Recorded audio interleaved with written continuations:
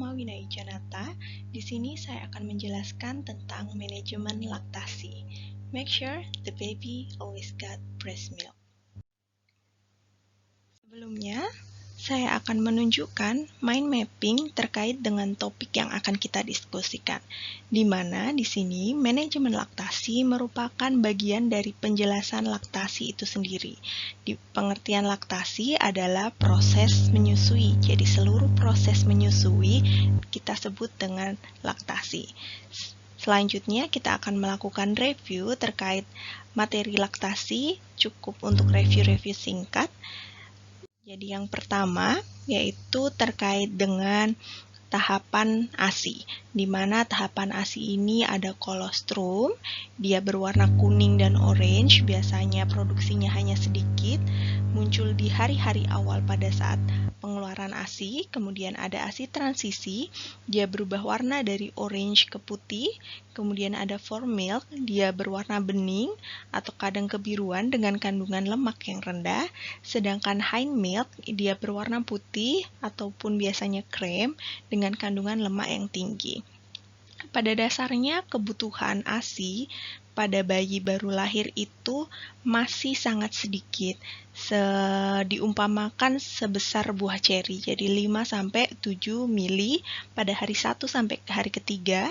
Kemudian semakin lama akan semakin banyak kebutuhan ASI-nya itu, di mana hari ketiga ke-6 sebesar kacang kapri, kemudian 1 minggu mungkin sebesar bola pingpong, 1-6 bulan sebesar telur ayam, dan 6 sampai dengan 1 tahun ini mungkin bisa berawal dari sebesar bola tenis hingga akhirnya sebesar bola takraw, seperti itu. Kemudian komposisi ASI sendiri ini mengikuti komposisi dari tahapan-tahapan ASI, di mana sebenarnya komposisi secara keseluruhan ada berupa air, laktosa, lemak, protein, dan juga sumber vitamin, mineral, dan prebiotik lainnya.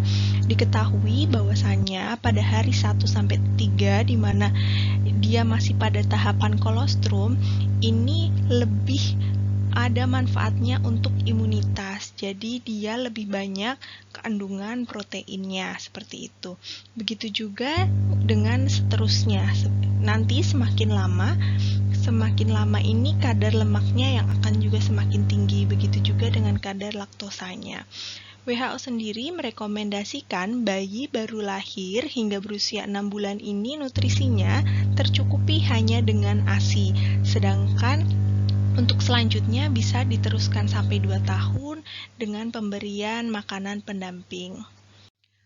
Kemudian, pemberian ASI ini dipengaruhi oleh pertama anatomi dari payudara, kemudian dari refleks oksitosin ataupun refleks dari prolaktin, di mana refleks oksitosin ini akan semakin meningkat jika ibu maksudnya membayangkan bayinya, kemudian mendengar suara bayinya, melihat bayinya, adanya kepercayaan diri pada ibunya, maka ini akan membantu proses produksi ASI. Sedangkan pada keadaan-keadaan seperti cemas, stres, rasa sakit, atau keraguan-raguan itu akan menghambat produksi ASI. Selain refleks dari oksitosin, ada juga refleks pada prolaktin, di mana ini itu dirangsang dengan adanya hisapan dari bayi. Jadi selama ibunya menyusui, mengosongkan payudaranya, nanti payudaranya kosong akan menimbulkan refleks untuk memproduksi ASI lagi, seperti itu. Dan hormon prolaktin ini akan lebih aktif di malam hari. Selanjutnya, di sini ada sebuah video, mungkin bisa saya putarkan terlebih dahulu. If your baby doesn't attach properly, she may not take enough breast into her mouth. Your nipple will rub against the hard part of her mouth at the top. You may get sore, and your baby may not be able to take enough milk from the breast. She may seem hungry all the time or not gain weight. Also, a build-up of milk in your breasts can be a cause of other problems, like mastitis. You can avoid difficulties like these by ensuring that your baby attaches well at the breast. To do this, bring your baby's nose directly opposite the nipple. Then let her head tip back a little so that her top lip can brush against your nipple. This should help her open her mouth. Kemudian pada When her saat mouth is open mulutnya wide, membuka, bring her maka to the breast dagunya with her yang head tilted back didekatkan and ke chin leading. payudara. Your baby can then take in a large mouthful of breast, Sampai not just akhirnya the nipple. The breast will be bagian-bagian drawn deep coklat yang into di her mouth, payudara itu so your nipple will go sebagian all the besar way back masuk to the di soft mulut part of her bayi. mouth. Your baby will be able to take all the Dengan milk she cara needs, ini, and you won't maka get sore. pengeluaran ASI akan lebih baik seperti itu. Nah, di sini yang paling penting dalam proses laktasi ini, ibunya ini harus belajar untuk memosisikan bayinya dan bayinya belajar menyusu. Ada beberapa adaptasi yang dilakukan bayi seperti refleks mencari atau rooting, refleks menghisap atau sucking, dan juga refleks menelan atau swallowing.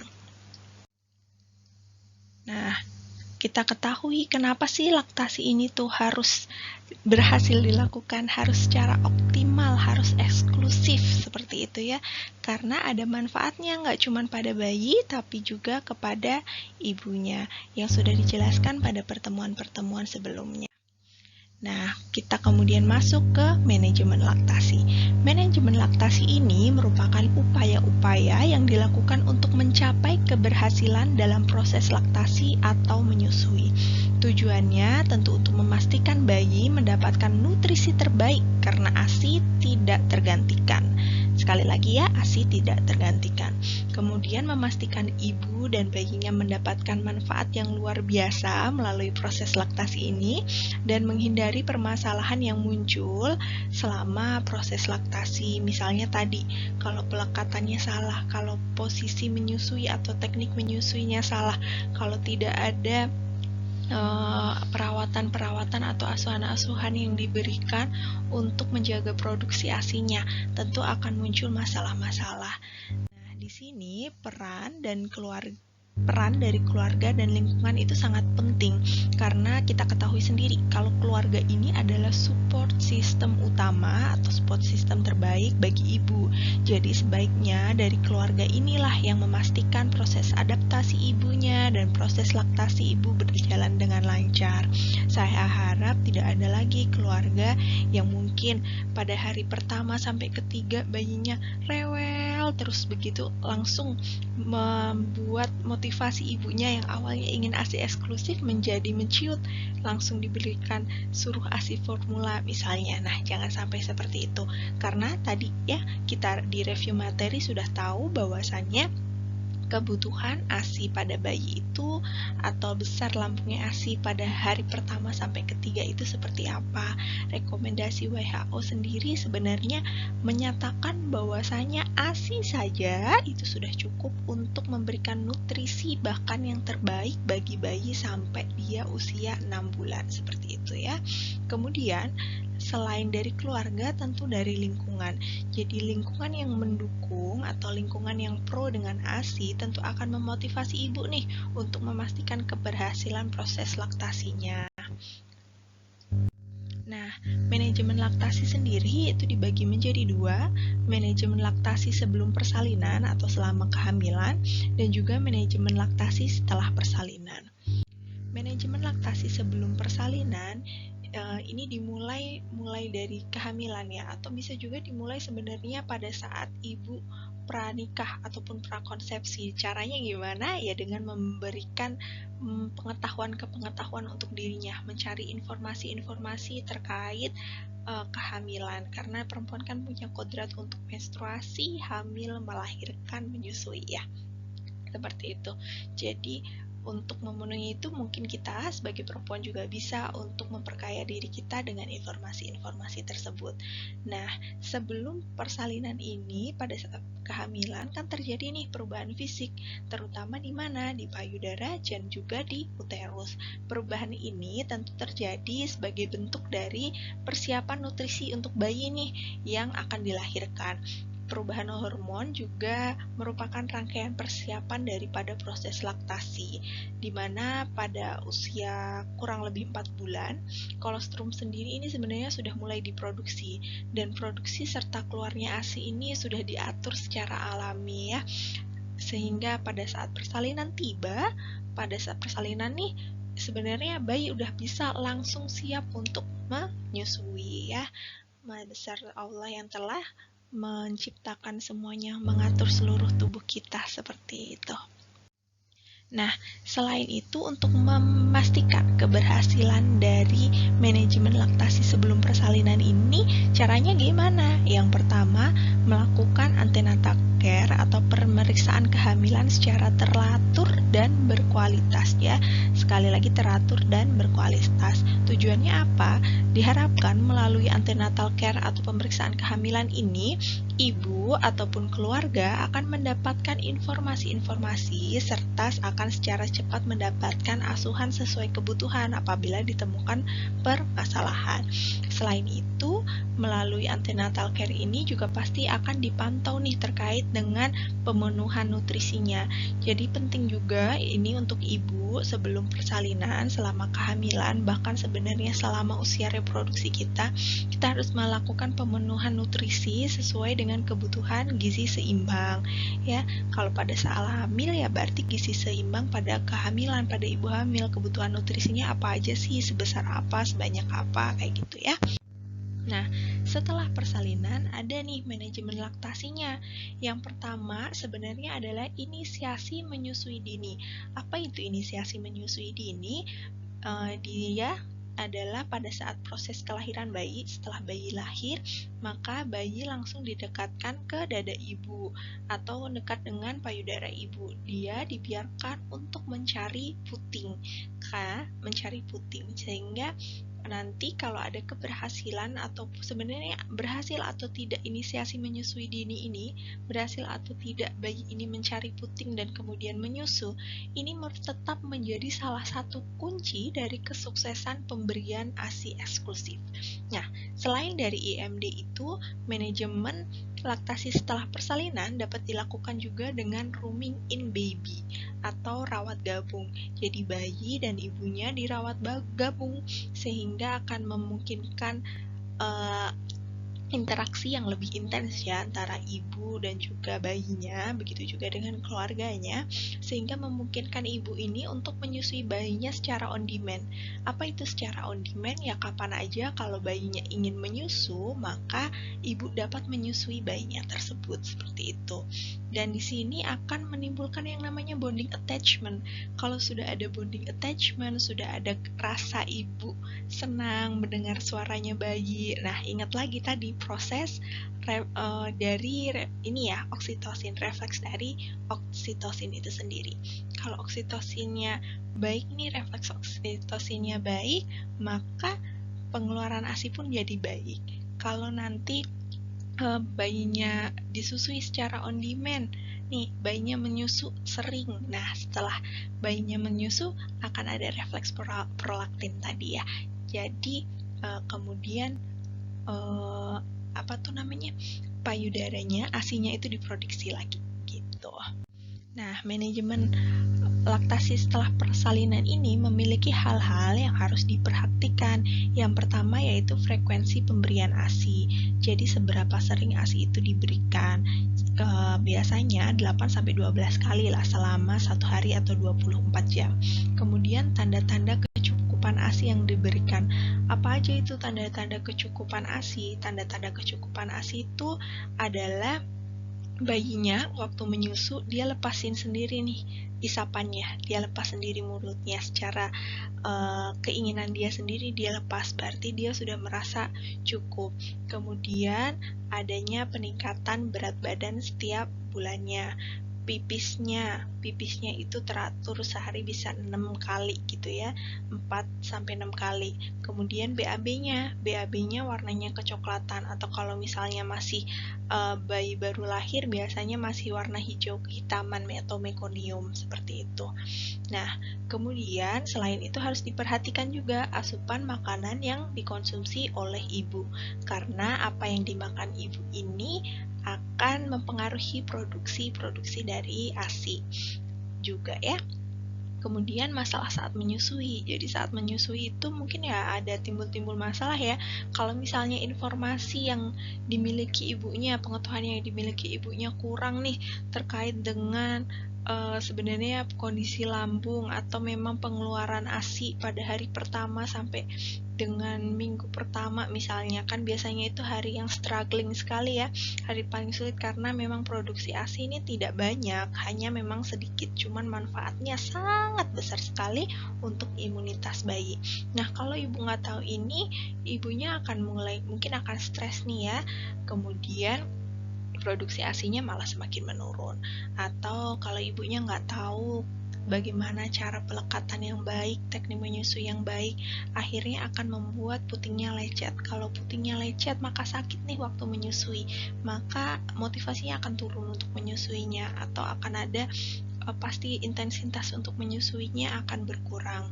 Selain itu, yang harus diperhatikan juga, ibu ini harus menerapkan pola hidup sehat, baik dari nutrisinya, olahraganya, istirahatnya, begitu ya.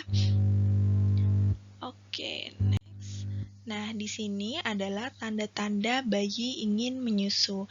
Jadi diusahakan bayi ini udah disusuin nih kalau udah menunjukkan tanda-tanda awal kayak gelisah, mulutnya terbuka, atau kepalanya miring kiri kanan kayak gelisah mau cari apa gitu kan ya. Atau biasanya bisa juga kita cek refleks rootingnya, refleks mencarinya.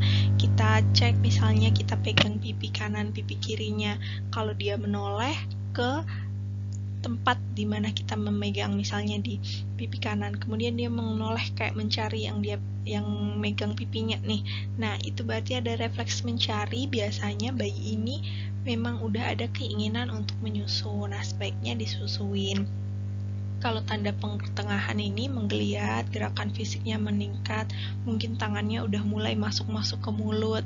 Nah, tanda akhirnya ini biasanya udah mulai nangis, kemudian udah ngentakin badannya, biasanya buang badannya ke belakang gitu, kemudian sampai nangisnya kadang sampai merah. Nah, kalau udah sampai di tahap ini, sebenarnya yang pertama harus kita lakukan ini tenangin dulu nih, biar nggak ada kesedak gitu ya waktu menyusuinnya. Jadi tenangin, usap, bisa nimang atau bisa ngajak bicara sampai cukup tenang, kemudian langsung disusui. Makanya sebaiknya itu biar bisa langsung dapet nih bayinya manfaat langsinya, biar bisa langsung nyusu, maka harus diperhatikan nih tandanya, setidaknya di tanda-tanda pertengahan lah dikasih begitu ya.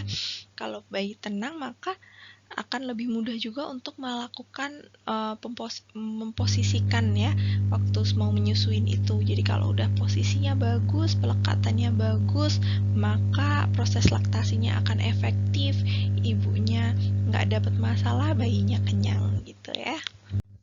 Nah, kemudian kita akan menjelaskan terkait dengan pengelolaan ASI perah. Apa itu ASI perah? ASI perah itu merupakan ASI yang diperas dan disimpan untuk kemudian diberikan pada bayi. Manfaatnya apa nih? Manfaatnya ini adalah untuk memastikan keberhasilan dari proses laktasi kalau misalnya ibunya nih sakit ataupun ibunya bekerja dan memiliki kesibukan lainnya, sehingga akan menghambat misalnya mau menyusui secara langsung gitu ya. Misalnya sakit, dia konsumsi obat, takut obatnya memiliki efek ke bayinya. Nah, kita bisa manfaatin ASI yang sebelumnya sudah kita perah pada saat kondisi kita sehat. Atau ibunya mau bekerja, mau ninggalin dari bayinya, maka udah ada stok nih ASI-nya, ASI yang kita perah, kita stok untuk nanti kalau kita tinggalkan, orang yang menjaga bayi kita ini bisa tetap memberikan ASI untuk bayi kita gitu, ASI yang ASI perahnya gitu. Nah, waktu pemerahannya nih kapan?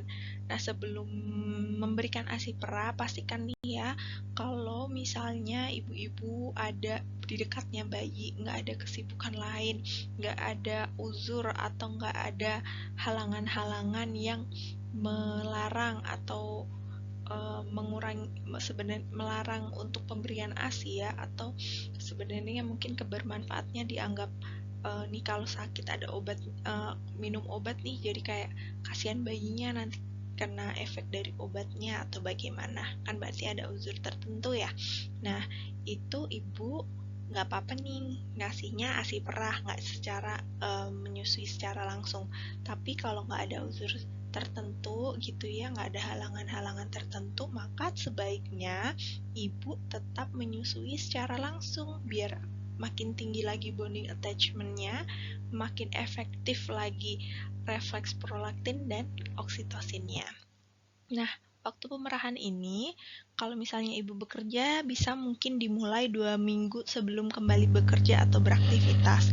Atau sebenarnya bisa juga kalau misalnya ibu merasa sudah cukup bisa untuk melakukan posisi atau udah punya perlengkapannya, kemudian bayinya udah mulai teratur atau pas misalnya masih tidur nih ya 2 jam tapi udah kerasa penuh, nggak apa-apa diperah, nggak apa-apa dipompa ya. Jadi bisa diperah setiap 3 jam sekali atau disesuaikan jadwal yang memungkinkan. Lebih baik nih teratur supaya mendapatkan manfaat kontrasepsi alami, dimana di penjelasan pertemuan sebelumnya ya ada manfaat kontrasepsi alami yaitu dari proses menyusui, yaitu metode amenorrhea laktasi. Nah, metode amenorrhea laktasi ini efektif pada 6 bulan nih kalau ibunya melakukan ASI eksklusif tanpa ada apapun untuk bayinya ya. Jadi benar-benar ASI eksklusif, dan sebenarnya akan lebih baik lagi kalau memang proses menyusuinya ini teratur, entah dari cara menyusuinya langsung kepada bayinya atau mungkin dalam proses pemerahan itu ya. Jadi diatur jamnya berapa jam sekali seperti itu, atau ya disesuaikan saja dengan jadwal yang memungkinkan. Nah, kemudian persiapan dari pemerahan ini yang pertama adalah mempersiapkan perlengkapan, di mana harus ada penampung ASI nih, harus dalam kondisi bersih ataupun steril kalau bisa ya.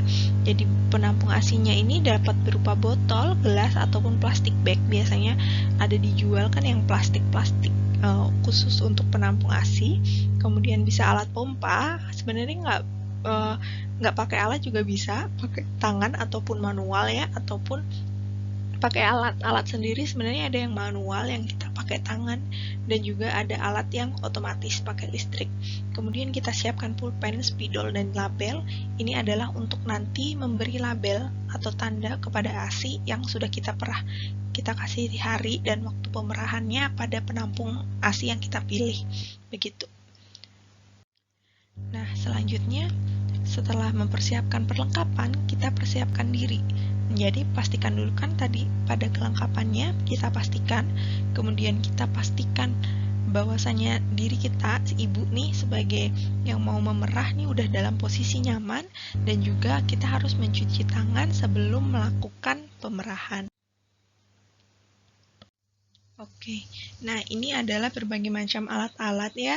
Ini yang manual nih pakai tangan, ini juga pakai tangan manual, ini pakai baterai, ini bisa listrik, ini ada juga dia pakai baterai gitu, jadi otomatis gitu.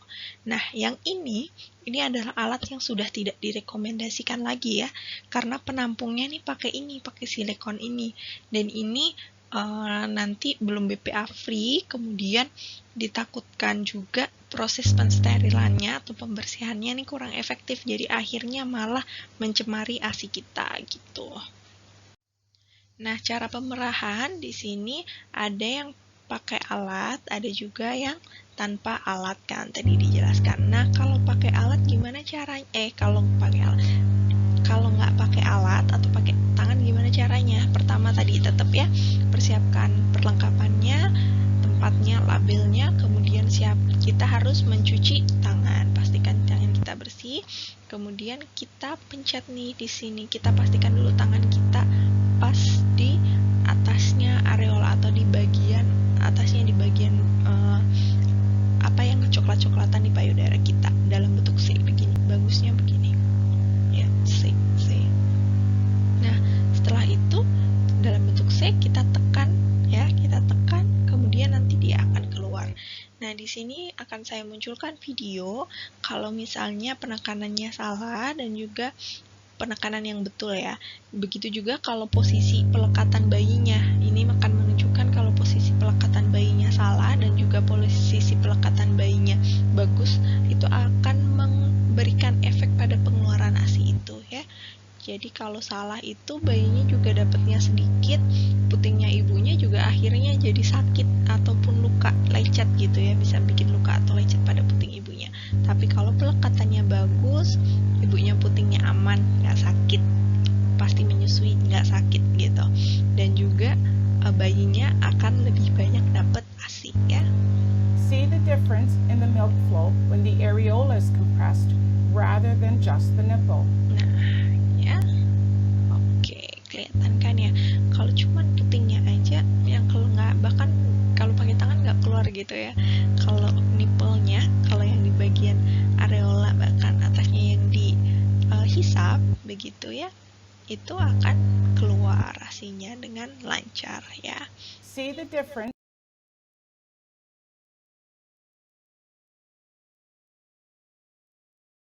Nah, untuk selanjutnya ini adalah cara pemerahan ASI dengan alat.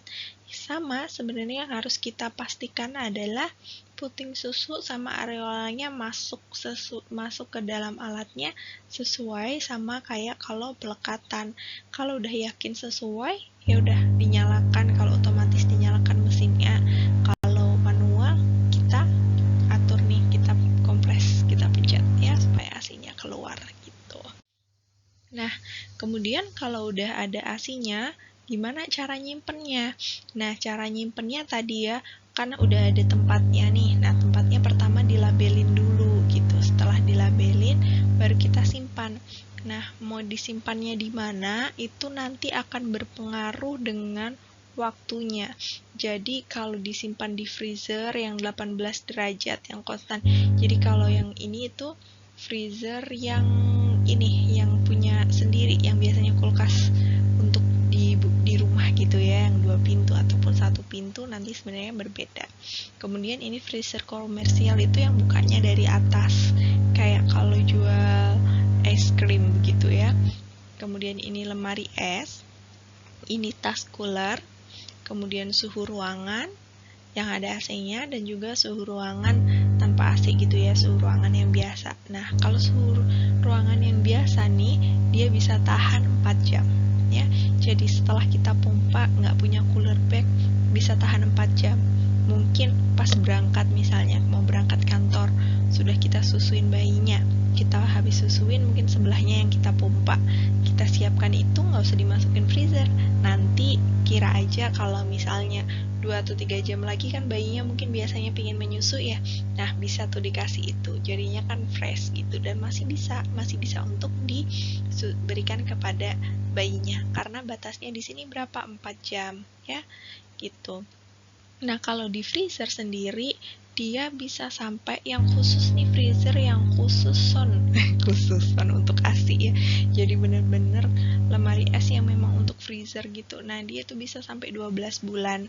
Kemudian kalau freezer yang di atas, yang untuk kayak penjual es krim itu, dia bisa 3 sampai 4 bulan gitu. Kalau di lemari es, dia bisa sampai itu ya. Nah, cara pemberian ASI sendiri gimana? Caranya yang pertama kita lihat catatannya, kita lihat tanggalnya, gitu ya, labelnya kita lihat mana yang dilabel lebih dulu, mana yang diperah lebih dulu, itu yang harus dikasihkan. Jadi kalau misalnya ada label yang satu 12 Desember, yang satunya 14 Desember, ya yang dikasih yang 12 Desember dulu, karena yang 12 kan yang lebih duluan diperah. Jadi mana yang lebih dulu diperah, itu yang lebih dulu diberikan. Nah, jadi kalau misalnya sebelumnya disimpannya di freezer, maka harus diturunin dulu nih levelnya.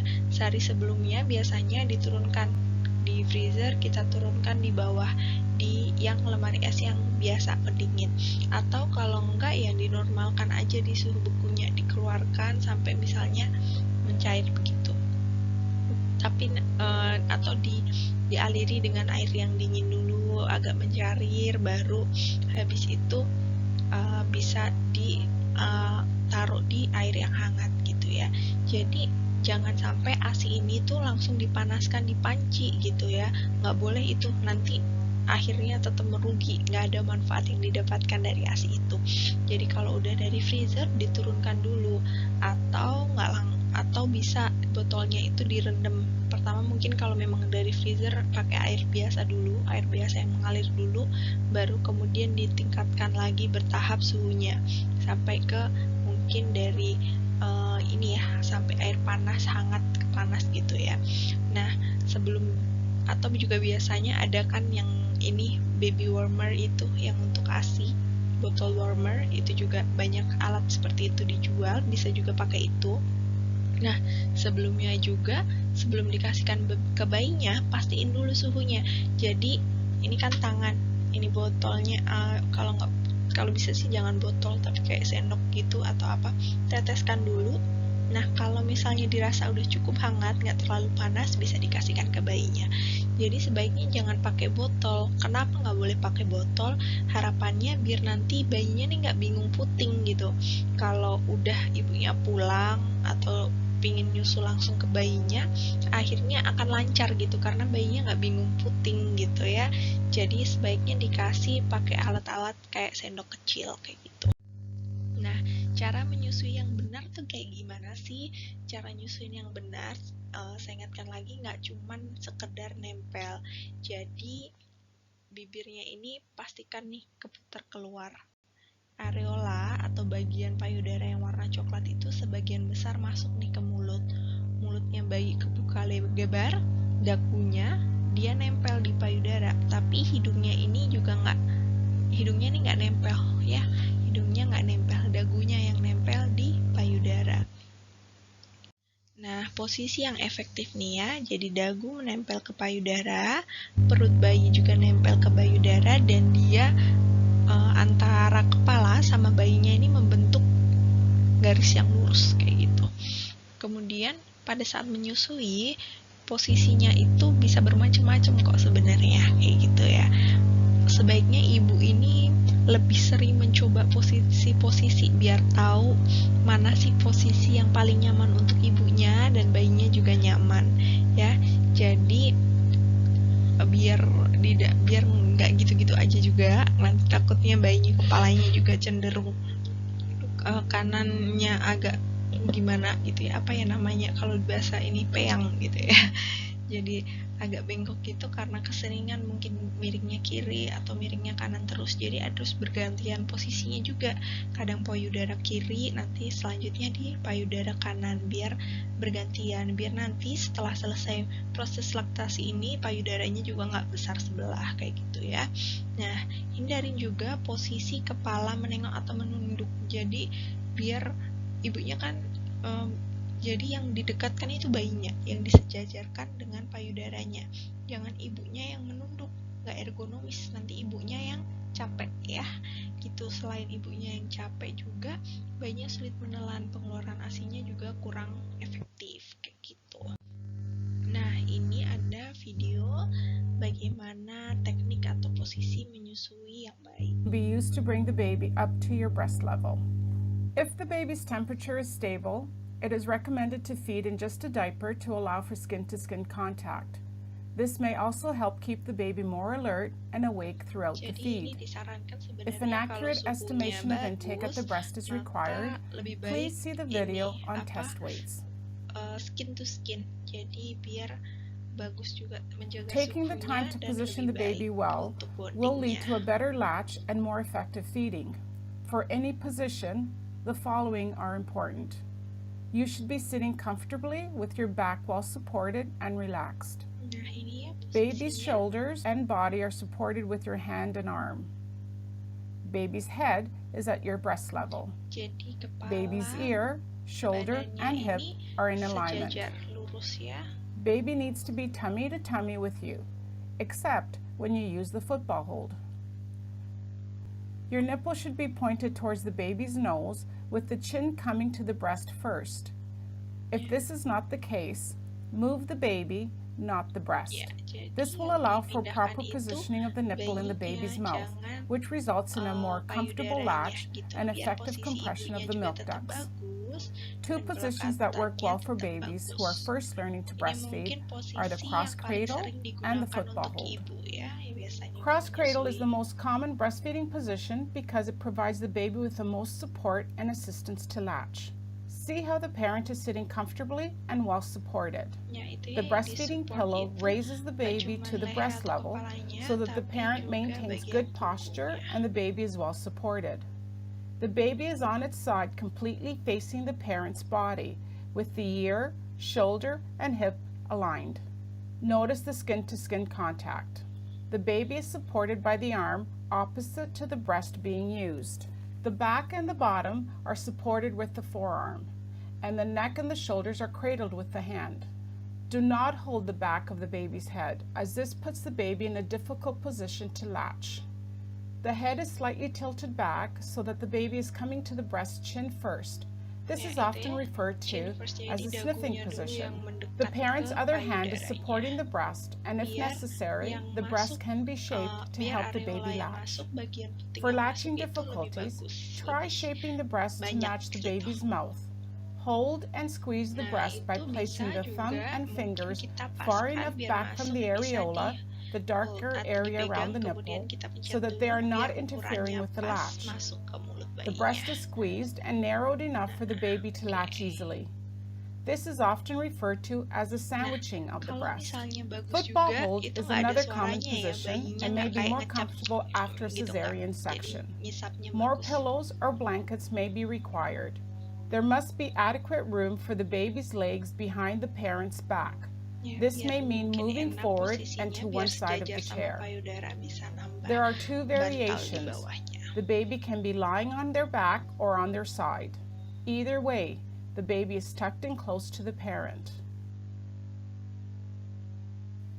See how the baby's neck and shoulders are well supported with the parent's arm and hand. Notice how the baby has the nipple opposite the nose for effective latching.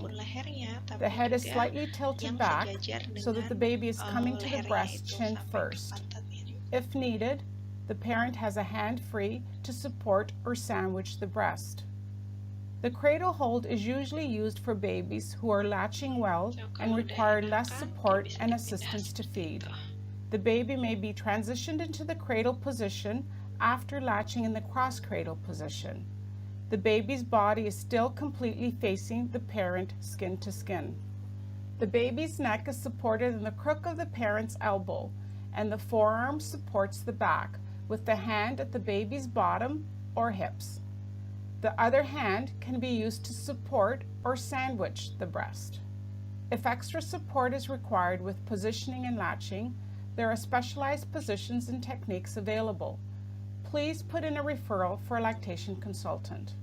Remember, the right position is whatever is most comfortable for you and your baby and allows for a good latch and effective breastfeeding. Try different positions to see what is best. Once the baby is in the correct position, a good latch is more likely. To encourage baby to latch, hand express a drop of milk to give your baby a taste. Stroke your baby's upper lip with your nipple to encourage rooting and a wide open mouth. Remember to break the contact between the nipple and the baby's upper lip to encourage the baby to tilt the head upwards and open the mouth wider. Wait for a wide open mouth, as if the baby is yawning. Then bring the baby to the breast, chin first. Do not stretch the breast or bring the breast into your baby's mouth. Make sure the tongue is down and over the lower gum line.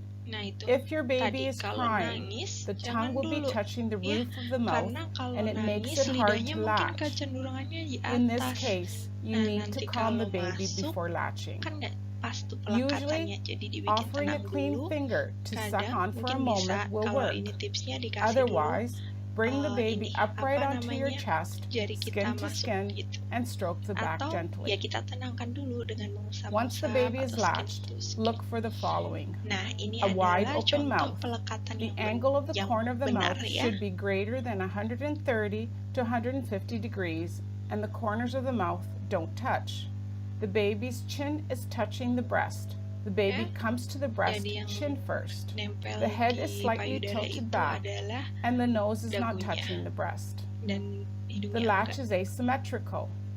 This means that more of the areola can be seen above the baby's top lip than below the bottom lip.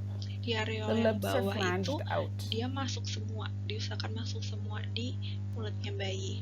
Nah, kalau misalnya bayi nih hidungnya ternyata kok nempel, maka yang diatur posisinya bukan payudaranya, tapi bayinya yang diubah posisinya. For latching difficulties, try sandwiching the breast. Breastfeeding should not be painful. Dengan The cara tip yang of the nipple benar, needs to maka be where the top of the menyusui mouth itu becomes nggak soft. akan Run your sakit, tongue along the karena roof of your menyusui mouth tidak to pernah where it sakit becomes seperti softer itu. to feel Ya. how far back this is.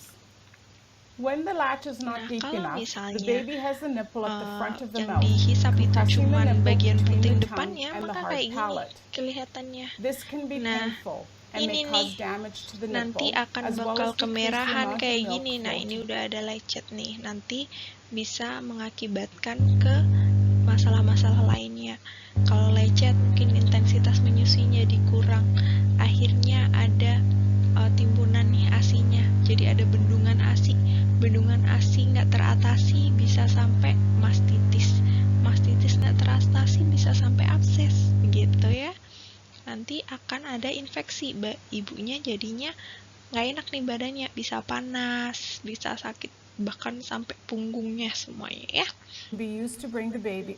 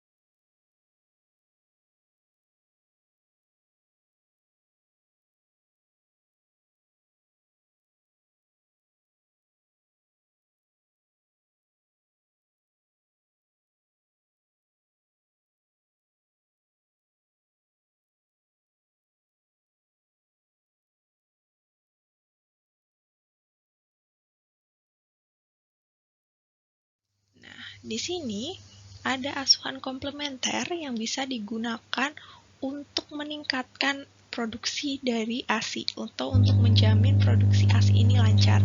Yang pertama yaitu melalui nutrisi atau mungkin bisa herbal. Jadi melalui nutrisi ini adalah melalui konsumsi dari makanan-makanan lactogogue atau pelancar ASI. Makanan-makanan ini contohnya tuh kayak daun katuk, almond, bayam, kacang-kacangan, bunga pepaya, dan juga yang lain-lainnya. Biasanya ini udah ada dalam bentuk, kadang ada yang bikin ekstraknya dalam bentuk kapsul, ada juga yang bikin susunya, kayak gitu ya. Kemudian bisa juga melalui pijat oksitosin.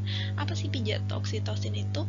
Pijatan oksitosin ini adalah pijatan sepanjang tulang belakang di sini untuk merangsang produksi dari hormon prolaktin dan juga oksitosin.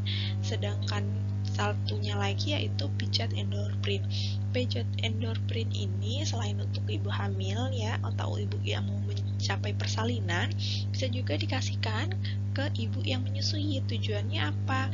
Pijatan ini dengan teknik sentuhan ini akan mengelola atau mengendalikan emosi ibunya. Jadi ibunya dihindarkan dari rasa cemas, stres kayak gitu ya, ataupun frustasi gitu, sehingga membantu memberikan rasa tenang dan juga nyaman. Kalau ibunya tenang, ibunya nyaman, ibunya stay positif, percaya diri, maka produksi ASI-nya pun akan semakin lancar gitu, pengeluarannya pun insya Allah lancar. Nah, ini adalah cara atau langkah-langkah dari pijat oksitosin. Yang pertama dibuka bagian atasnya, bisa nih nanti suaminya yang bantu untuk melakukan pijat oksitosin ya. Jadi kemudian mengatur posisi ibunya, ibu duduk, kemudian bungkuk dan lipat tangannya di atas meja gitu. Pastikan kakinya ini menyentuh juga yang di bawah ya, gitu, biar posisinya nyaman. Kadang ada juga yang menambahkan bantal di bawah dadanya gitu, jadi ditopang sama bantal. Nah, kemudian rangsangannya atau pijatannya dimulai dari bawah leher ya, dari bawah leher sini, ini dari bawah leher sampai nanti ke sisi belakang ya, bawah leher sampai dengan tulang ekor ya, gitu. Kemudian penekanannya ini tuh agak sedikit tegas ya, namanya menekan pijet gitu, nggak usapan ya. Jadi biasanya pakai dengan ibu jari, kemudian diputer terus sampai akhirnya di bawah ya. Jadi dia di dua sisi di antara tulang belakang. Nah, ini di antaranya situ. Ya, biasanya dilakukannya sampai 2-3 menit kayak gitu.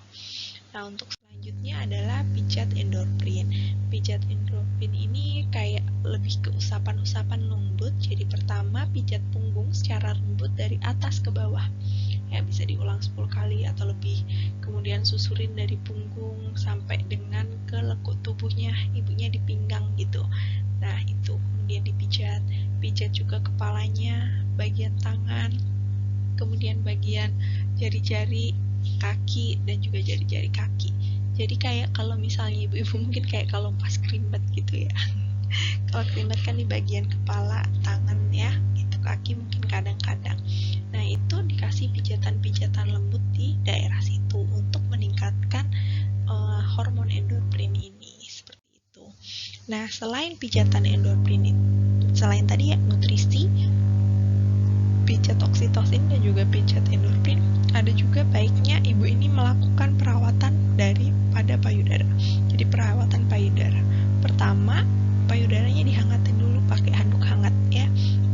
Dikasih handuk hangat mungkin selama 2 menit. Kalau udah nggak agak hangat itu diganti gitu ya.